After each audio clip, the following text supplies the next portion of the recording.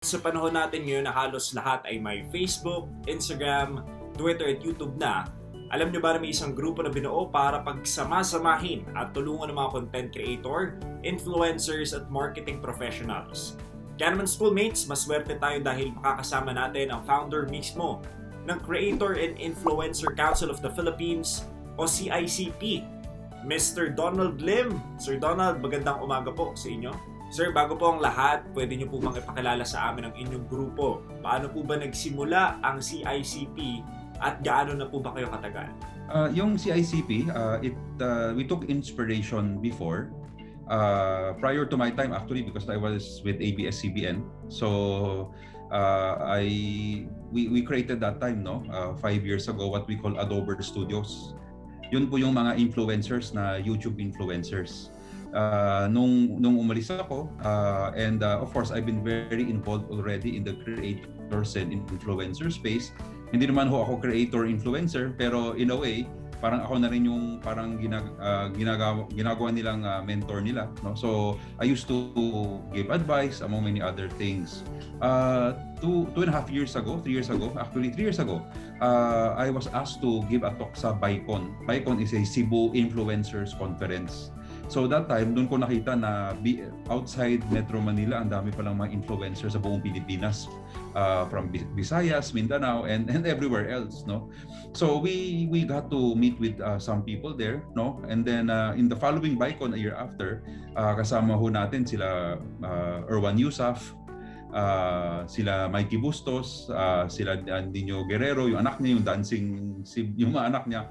So we saw, no, na number one, the Filipinos can be global content creators, and number two, we want to help talaga those who are budding, yung mga emerging content creators. So that time, 2 years ago, we said let's officialize and formalize ourselves. So and that's how CICP was born, no?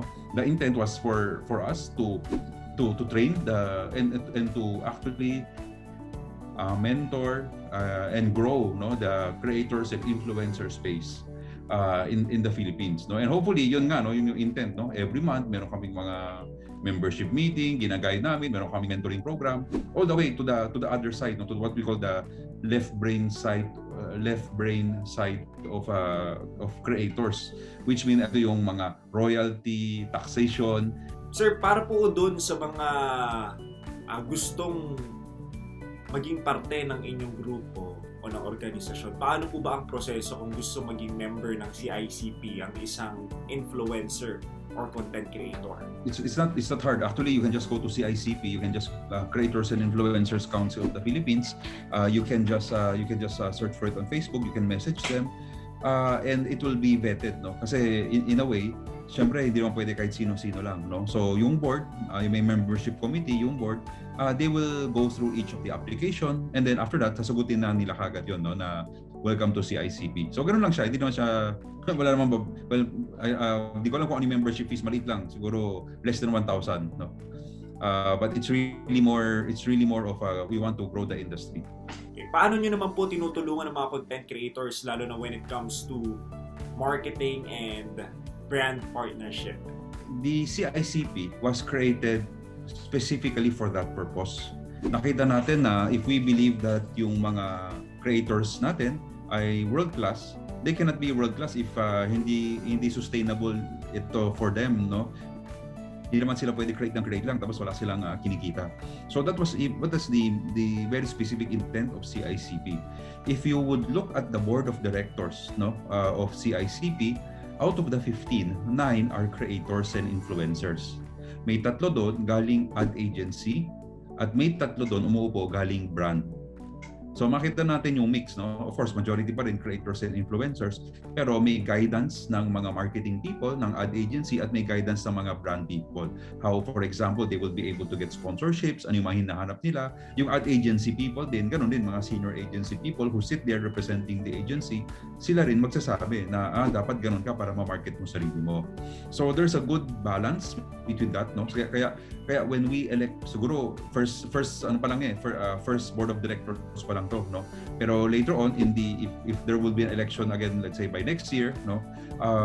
Talagang yun ang formula natin, no? So para matulungan talaga yung creators natin, no? Kasi may perspective lagi. Hindi yung kasi pag nakita natin puro creators lang, sasabihin nila hindi, ito dapat gawin natin. Dapat wag tayong mag-adjust.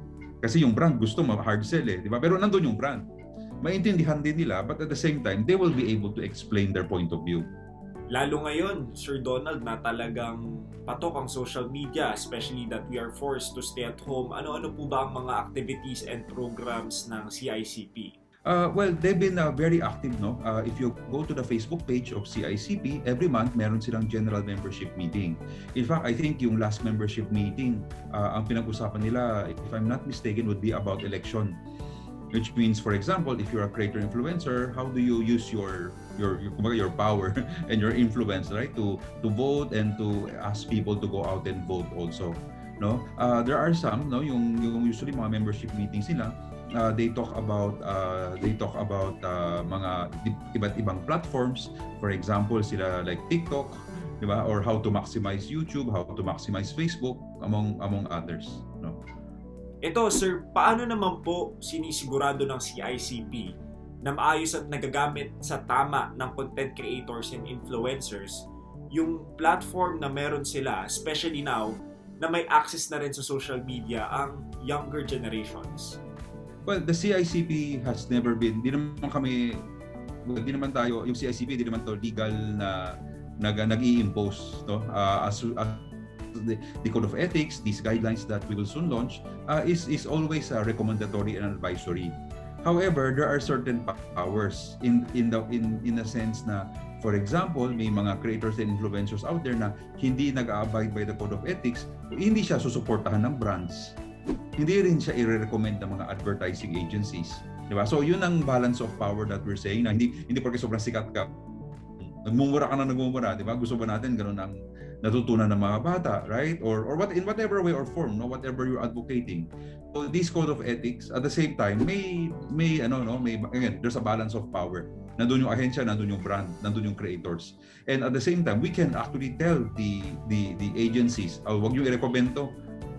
Di ba? Although walang legal, di ba? Wala naman legal na pwedeng sabihin na we let the other bodies, regulatory bodies in the government do it. Pero kami, it's really advisory, right? But at the same time, we hold certain powers because we are in effect the industry. Sir Donald, panghuling tanong na lamang po, naglabas po ng memorandum ang Bureau of Internal Revenue o BIR para paalalahanan ng mga social media influencers na magbayad ng kanilang tax obligations. Ano po ang masasabi niyo tungkol dito? Nagkaroon na po ba kayo ng pag-uusap ng BIR, Sir Donald? We've been welcoming that, no? When CICP was created, one of the reasons why we created also was actually the tax part. We all know that initially, pag di ba gumagawa ka ng content, di mo naman iniisip na kikita ka ng pera eh. So a lot of the creators started from that, no? And then they started creating content and biglang, uy, teka lang, dumami na subscribers ko. Uy, biglang may advertisers na ako. And then biglang may pera na pumapasok. Iko-contact ka na ni YouTube or you realize it becomes a good venture. However, most of them do not know how to declare. Diba? So what the intent of CICP is that we actually created there's a tax hub inside the CICP na pwede talaga namin i-train. No? In fact, if you look at our board, there are 2 lawyers there who can actually help, no, in any legal issues, including taxation. So the point is we want it to be very, number one, we want it to be very pro creator and influencer, no? But at the same time, no, we keep telling people we are all out in support of the BIR, no? But what we don't want lang is sana maging parang witch hunt to. Magkaroon ng witch hunt na ay ito ang daming views, malamang maraming kinikita, kasi hindi porke maraming views malaki kinikita, hindi ganoon eh, right? At the same time, for example, may iba kumakain, pro-promote lang ng isang gamit, minsan gusto lang niya i-promote, di ba? So biglang hindi mo pwede sabihin ay malamang binigay sa iyo yung cellphone, ang ano ng cellphone pinopromote lang niya, pero ay malamang binigay yan, kailangan i-tax.